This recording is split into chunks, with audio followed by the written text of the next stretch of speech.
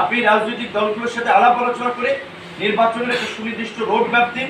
নির্বাচনের road map ছাড়া এই রাজনৈতিক অস্থিরতা কাটবে না, দেশে স্থিতিশীলতা আসবে না এবং রাজনৈতিক দলগুলোর সাথে আপনার সরকারের দূরত্ব কাটবে না। নির্বাচনের রোড ম্যাপ ঘোষিত না হলে আমরা রাজপথে নামতে বাধ্য হব।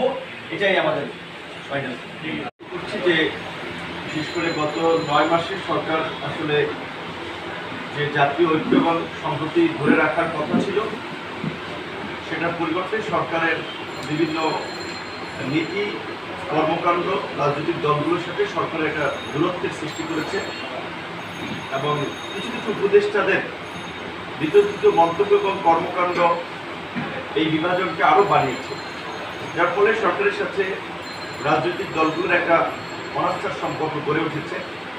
আমরা বারবার এই জুলাই আগস্টের সংঘটিত গণহত্যা এবং বর্বরতার বিচার, রাষ্ট্র সংস্কার এবং নির্বাচন